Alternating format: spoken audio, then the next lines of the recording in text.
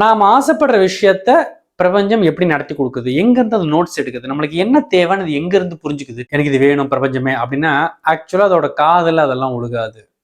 பிரபஞ்சத்துக்கு எது காதல் ஒழுகும் அப்படின்னா, பிரபஞ்சம் என்னைக்குமே ஆப்ஜெக்ட்ஸை கணக்குல எடுத்துக்காது. அது சப்ஜெக்டை மட்டும்தான் கணக்குல எடுத்துக்கும். ஏன்னா அது உங்ககிட்ட இருந்து எனக்கு கிடைச்சது, அதை நான் திரும்ப கொடுப்பேன். இதுதான் பிரபஞ்சத்தோட வேலை. இதை நீங்க நல்லா புரிஞ்சுக்கணும். லா ஆஃப் அட்ராக்ஷன் பண்றவங்க இதை நல்லா புரிஞ்சுக்கணும்.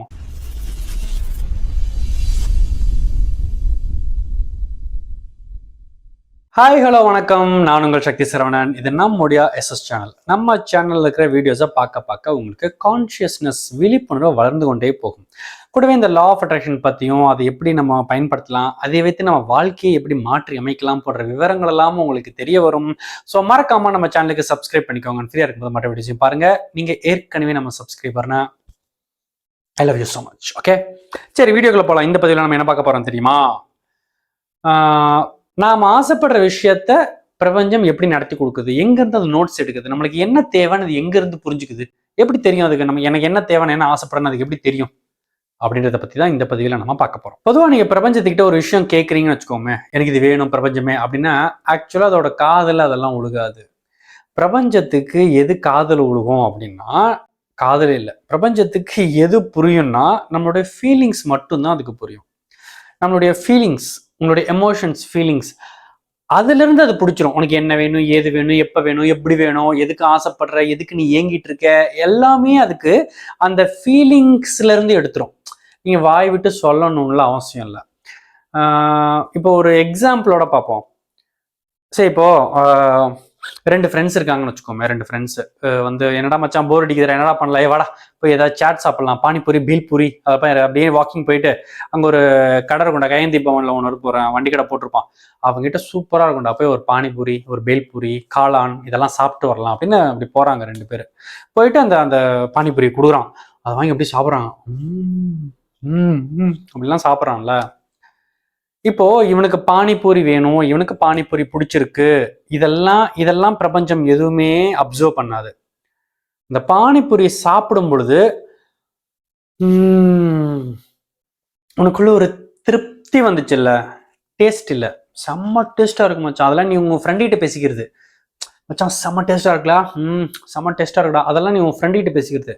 பிரபஞ்சத்துக்கு என்ன தெரியுமா, அதை சாப்பிட்டு அந்த ஒரு பிளேட்லாம் சாப்பிட்டு முடிச்சுட்டு அந்த பில்லெல்லாம் கொடுத்துட்டு இப்போ ஒரு திருப்தி இருக்கும், உங்களுக்கு ஒரு ஒரு சாட்டிஸ்ஃபேக்ஷன் இருக்கும். வீட்டில இருந்து கிளம்பி அப்படியே வந்து போர் அடிச்சது, பட் இப்போ வந்து அப்படிங்க கதை அப்படி ரோட்டை பார்த்துக்கிட்டே அப்படி ஒரு 2 பிளேட்டு 3 பிளேட்டு உள்ள தள்ளும் பொழுது ஒரு ஒரு திருப்தி, ஒரு ஒரு நிறைவு அதெல்லாம் இருக்குல்ல, அதைத்தான் பிரபஞ்சம் எடுத்துக்கும். இப்போ பிரபஞ்சம் எப்படி நோட் பண்ணிக்கும்னா, குமாருக்கு வந்து பேல்பூரி, பானிபூரி எல்லாம் ரொம்ப பிடிக்கும், அவர் ஃப்ரெண்டு கூட போய் அதை சாப்பிடுவதற்கு அவர் விருப்பப்படுகிறார், அப்படி அதை நோட் பண்ணாது. குமாருக்கு அந்த திருப்தி இருக்குல்ல,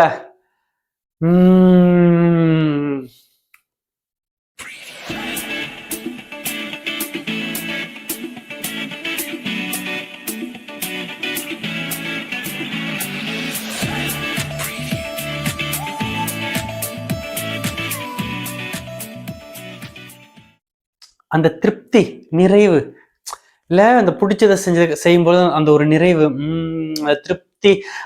குமாருக்கு இந்த திருப்தி ரொம்ப பிடிச்சிருக்கு அப்படின்னு அது நோட் பண்ணிக்கும். பானிபூரின்னு நோட் பண்ணாது, திருப்தின்னு நோட் பண்ணிக்கும். அதே மாதிரி இப்போ உங்களுக்குள்ள ஒரு சண்டை, உங்களுக்கும் உங்க ஃப்ரெண்டுக்கும் பயங்கர சண்டை போட்டு நீங்க அவனுக்கு சண்டை திட்டி போட்டு அந்த மாதிரி எல்லாம் ஆயிப்போச்சு. சரி, இப்போ பிரபஞ்சம் என்ன நோட் பண்ணிக்கும்னா, குமாருக்கு ரமேஷை பிடிக்காது, குமாருக்கு வந்து ரமேஷை கண்டாலே ஆவாது அப்படி நோட் பண்ணாது. அந்த கோவம் இருக்குல்ல உள்ள, இந்த ரமேஷ் வந்து அவன் பண்ண அந்த கோபம், குமாருக்கு இந்த கோபம் பிடிக்கும். பிரபஞ்சம் எப்படி எழுது பாத்தீங்களா? குமாருக்கு அந்த திருப்தி பிடிக்கும், குமாருக்கு அந்த கோபம் பிடிக்கும். ஆக்சுவலா பிரபஞ்சத்துக்கு அவ்வளவுதான் அறிவு, அது அப்படித்தான் எடுத்துக்குது நம்ம கிட்ட இருந்து. அது வந்து குமாருக்கு பானிபூரி பிடிக்கும், குமாருக்கு ரமேஷை பிடிக்காது. பிரபஞ்சம் என்னைக்குமே ஆப்ஜெக்ட்ஸை கணக்குல எடுத்துக்காது. அது சப்ஜெக்டை மட்டும்தான் கணக்கில் எடுத்துக்கும். திருப்தி, வெறுப்பு, கோபம், தயக்கம், இல்லாமை, அபரிமிதம், இப்படி இப்படி அது எமோஷன் டேக் தான் எடுத்துக்கும். ஓகே, இதை நீங்க நல்லா புரிஞ்சுக்கணும். சரி, இப்போ அது நோட் பண்ணிக்கிச்சு, என்ன பண்ண போகுது இப்போ பிரபஞ்சம்? நோட் பண்ணிக்கிட்டு நீ குமாருக்கு திருப்தி பிடிக்கும், குமாருக்கு கோபம் பிடிக்கும், ஆக்ரோஷம் பிடிக்கும் அப்படின்லாம் பிரபஞ்சம் நோட் பண்ணிச்சு. இப்போ என்ன பண்ணும் பிரபஞ்சம்?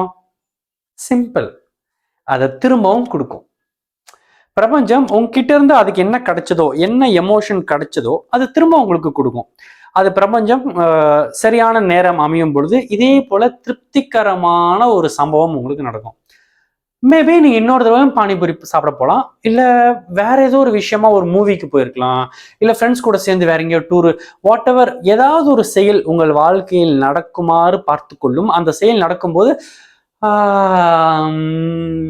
அப்படி இருக்கும், உங்க மனசு நிறைஞ்சிருக்கும், திருப்தியா இருப்பீங்க. கொடுத்துருச்சா? அதுக்கு பானிபூரி தான் உங்களுக்கு கொடுக்கணும் அவசியம் இல்லை, அதுக்கு என்ன அவைலபிலிட்டி அப்ப இருக்கோ. சரி, இப்போ நீ உங்க வீட்டில் இருக்க, உங்க வீட்டுக்கு பக்கத்துல 2 கடை தள்ளி பானிபூரி இருக்கு, நீ எங்கேயோ ஒரு கிராமத்துல ஏதோ ஒரு வேலை விஷயமா எங்கேயோ கிராமத்துல எங்கேயோ போயிட்ட, ஓகே, இப்போ உனக்கு எப்படி திருப்தியை கொடுங்க? பானிபூரி அங்கெங்க கொண்டு வர முடியும்? ஏதோ ஒரு கிராமத்துக்குள்ள பானிபூரியை உனக்கு எப்படி கொண்டு வந்து கொடுக்க முடியும்? ஆனா உனக்கு திருப்தியை கொடுத்தாகணுன்றது ரூல்ஸ். ஏன்னா உங்ககிட்ட இருந்து என்ன எமோஷன்ஸ் வைப்ரேட் ஆயிருக்கோ அது திரும்ப உனக்கே வரணுன்றது ரூல்ஸ். ஸோ உங்ககிட்ட இருந்து திருப்தி வெளியே போயிருக்கு, இப்போ உனக்கு திருப்தியை கொடுத்தாகணும். ஆனா பானிபூரி இல்லை. அப்ப பிரபஞ்சம் என்ன பண்ணுனா, நீ எங்கே இருக்கிறாயோ, உன்னை சுற்றி என்ன இருக்கிறதோ அந்த இடத்தில் எதை செய்தால் நீ திருப்தி அடைவாய் அதை உனக்காக செய்து காட்டும். அதே போலத்தான் ரமேஷ் கூட நீ சண்டை போட்டியா, அந்த ஆக்ரோஷம் இப்போ உனக்கு திரும்ப ஆக்ரோஷம் வரும். இதுக்காக இந்த வாட்டி நீங்க மறுபடியும் ரமேஷை தேடி பிடிச்சி சண்டை போடணும் அவசியம் இல்லை, வேற யார் கூடயாவது சண்டை வரும், இல்ல உங்க மேலேயே உங்களுக்கு கோவம் வரும், ஏதாவது ஒரு சம்பவம் நடக்கும். ஸோ தட் நீங்க கோவப்படுவீங்க, ஆக்ரோஷப்படுவீங்க. ஏன்னா அது உங்ககிட்ட இருந்து எனக்கு கிடைச்சது, அதை நான் திரும்ப கொடுப்பேன். இதுதான் பிரபஞ்சத்தோட வேலை. இதை நீங்க நல்லா புரிஞ்சுக்கணும். லா ஆஃப் அட்ராக்ஷன் பண்றவங்க இதை நல்லா புரிஞ்சுக்கணும். பிரபஞ்சமே எனக்கு 10 லட்ச ரூபாய் வேணும், பிரபஞ்சமே எனக்கு 10 லட்ச ரூபாய் வேணும், அதோட காதுலயே விழுகாது. 10 லட்ச ரூபாய் கிடைச்சதுன்னா உனக்கு எப்படி இருக்கும்னு ஒரு ஃபீலை நீ கொடுத்துட்டேன்னா அந்த ஃபீலை உனக்கு கொடுக்கும். அந்த ஃபீலை கொடுக்கும். பேசிக்லி நான் சொன்னது போல, இப்போ ஒருத்தன் திருப்தியை, இந்த பிரபஞ்சத்துக்கு திருப்தி அப்படின்ற ஒரு தன்மையை, ஒரு எமோஷனை அவன் கொடுத்தான். அவன் பானிபூரி சாப்பிட்டதுனால அவனுக்கு இந்த திருப்தி கிடைச்சது. அவனை பொறுத்த வரைக்கும் அந்த பானிபூரியை சாப்பிட்டா அவனுக்கு திருப்தி. ஆனா பிரபஞ்சத்துக்கு பானிபூரினால திருப்தி நோட் பண்ணிக்காது, அது திருப்தின்னு நோட் பண்ணிக்கா. நெக்ஸ்ட் டைம் அந்த திருப்தியை கொடுக்கணும்ல, அது கொடுக்கும் பொழுது பானிபூரி இருந்துச்சுன்னா பானிபூரியை கொடுத்துரும். பட் ஒருவேளை பானிபூரி இல்லைன்னா வேற நீ எங்க இருக்கியோ, உன்னை சுற்றி இருக்கும் அந்த அப்போதைய சூழ்நிலையில் என்ன செய்தால் உனக்கு திருப்தி வருமோ அதை செய்து விடும். அதே போல எனக்கு 10 லட்ச ரூபா வேணும், 10 லட்ச ரூபா வேணும், 10 லட்ச ரூபா வேணும் தராது. ஆனா 10 லட்ச ரூபா கட்டச்சா உனக்கு எப்படி இருக்குன்ற அந்த திருப்தியை நீ அதுக்கு காமிச்சிட்டேனா, அந்த ஃபினான்ஷியல் ஃப்ரீடம் ஒரு விதமான ஃபீல் கொடுக்கும்ல, அது என்ன ஃபீல்னு அதுக்கு நீ பிரபஞ்சத்துக்கிட்ட கொடுத்து அதை காமிச்சிட்டேனா, அடுத்து அது அந்த திருப்தி வருவதற்கு என்ன செய்யணுமோ அதை செய்யும். ஆப்வியஸ்லி உங்களுக்கு அந்த பணம் வரும், ஏன்னா வேற ஆப்ஷன் இல்லை. நீங்க அதை தான் சொல்றேன், அந்த மாதிரியான ஃபீலிங்ஸை கொடுக்கணும். அதுக்குத்தான் என்ன சொல்றாங்க, உங்களை விஷுவலைசேஷன் பண்ண சொல்றாங்க. நீங்க விஷுவலைசேஷன் பண்ணும் பொழுது அந்த 10 லட்ச ரூபா எனக்கு கிடைச்சிடுச்சுன்னு அதை அப்படியே உட்காந்து அந்த போதை, ஒரு பகல் கனவு போதை, அதை அப்படியே அந்த விஷுவலைசேஷன் அதை அதை சுகமா பண்ணணும், ரசிச்சு. எப்படி அந்த பானிபூரியை சாப்பிட்டா அதை சாப்பிடும் பொழுதே உனக்கு அந்த திருப்தி எல்லாம் நீ சொல்லிட்ட யூனிவர்ஸ் கிட்ட. அப்ப அதே மாதிரி அந்த 10 லட்ச ரூபா உனக்கு கிடைக்கணும்னு நினைக்கிறீங்களா, அந்த 10 லட்ச ரூபாயை நீ விஷுவலைஸ் பண்ணும்போது வாவ் மேன் 10 லேக் ரூபி அதை கொடுக்கணும் நீ யூனிவர்ஸ்க்கு, அதை நீ காமிக்கணும் யூனிவர்ஸ்க்கு. ஒரு தடவை நீ அதை காமிச்சிட்டேன்னா, ஒரு தடவை இல்லை, அதை நீங்க அந்த அடிக்கடி பண்ணணும். ஆழ் மனசுக்கு ஒரு தடவை காமிச்சா போதும். அந்த ஆழ் மனசுக்கு நீங்க ஒரு தடவை காமிக்கிறதுக்கு நீங்க பல தடவை கான்சியஸா நீங்க ப்ராக்டிஸ் பண்ணணும். விஷுவலைசேஷனை திரும்ப நீங்க அடிக்கடி ஏன் விஷுவலைசேஷன் பண்ணணும்னா, நீங்க பல தடவை பண்ணினாதான் அதோட எசன்ஸ் ஆழ் மனசுக்குள்ள இறங்கும். அந்த ஆழ் மனசுக்கு தெரியும் 10 லட்ச ரூபா அந்த ஃபினான்ஷியல் ஃப்ரீடம் எப்படி இருக்கும் தெரியுமா, அப்படியே அந்த ஆழ் மனசுல பதிஞ்சிரும். யூனிவர்ஸ் அதை தான் நோட் பண்ணிக்கும். ஸோ அது உங்களுக்கு அதை திரும்ப கொடுக்கும், அந்த திருப்தியை, அந்த ஃபினான்ஷியல் ஃப்ரீடத்தை உங்களுக்கு திரும்ப அது கொடுக்கும். அது 10 lakhs கொடுக்கலாம், 20 lakhs கூட கொடுக்கலாம், 1 crore கொடுக்கலாம், இல்ல மேபி 5 lakhs கொடுக்கலாம். ஆனா உங்களுக்கு திருப்தி வந்துடும். ஃபினான்ஷியல் ஃப்ரீடம், அந்த திருப்தி உங்களுக்கு எப்படியோ வந்துடும். பானிபூரி இல்லைன்றதுனால அதை விடாது, வேற எதையோ பண்ண, அந்த கிராமத்துல எதையோ ஒன்று பண்ணோம், அங்க இருக்கிற ஏதோ ஒரு விஷயத்த உங்களுக்கு காட்டும். அந்த கிராமத்துல இருக்கிற ஒரு ஸ்பெஷல் ஐட்டத்தை யாரோ ஒரு தாத்தாவோ பாட்டியோ வந்து இந்த கண்ணு சாப்பிடு கண்ணுன்னு ஏதோ கொடுப்பாங்க, அது பார்த்தா உங்களுக்கு அப்படியே செம்மையா இருக்கும், சூப்பர் திருப்தி ஆயிடுவீங்க. எப்படி திருப்தியை கொடுத்தாச்சா, அதுக்கு பானிபூரி தான் வேணும்னு அவசியம் இல்லை. அதே மாதிரி ஃபினான்ஷியல் ஃப்ரீடம்னா என்னன்னு நீ அந்த டேஸ்ட்டை காமிச்சிட்டியா, அவ்வளோதான். அது உனக்கு எப்படியோ, நீ பிஸ்னஸ் பண்றியோ இல்லையோ, ஏதோ எப்படியோ, இல்லை ஒரு பக்கம் கடன் கேட்டிருப்ப, என்னமோ உனக்கு அந்த பணத்தை கொடுத்தா உனக்கு அந்த ஃபீலை திரும்ப கொடுக்கணும், அந்த ஃபீல் உனக்கு திரும்ப கிடைச்சிடும். ஓகே, ஸோ இதுதான், இப்படித்தான் யூனிவர்ஸ் இயங்குது.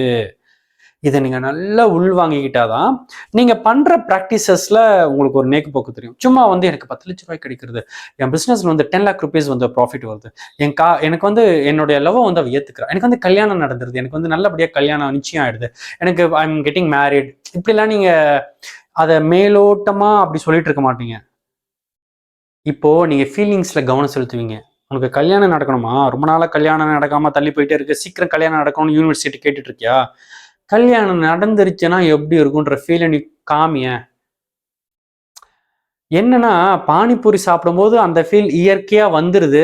இங்க என்ன டாஸ்க், உங்களுக்கு இருக்கிற டாஸ்க் என்னன்னா, இன்னொன்னு கல்யாணம் நடக்கல, ஆனா அந்த கல்யாணம் நடந்த அந்த வாழ்க்கை எப்படி இருக்குன்னு நீ காமிக்கணும். அதுதான் உன் டாஸ்க். அங்கதான் இருக்கு உங்களோட வெற்றி. பானிபூரி சாப்பிட்டா எப்படி இருக்கும் அப்படின்னு நம்ம பிரபஞ்சத்துக்கு காமிக்கணும்னா, டக்குனு கடையில் போயிட்டு ஒரு பானிபூரியை சாப்பிட்டு காமிச்சிடலாம். அதை சாப்பிடும்போது திருப்தியா இருக்கு அப்படின்னு நீ காமிச்சிடலாம். கல்யாணம் நடக்கணும்ன்றது எப்படி காமிக்க முடியும்? ஆனா அங்கதான் இருக்கு உங்க task. You have to bring it out. Imagine, அதுக்குதான் கடவுள் இமேஜினேஷன் ஒன்று கொடுத்துக்கிறான். ஸோ நீங்க இமேஜின் பண்ணணும். எப்படியாவது அந்த இமேஜின் அந்த ஃபீல்,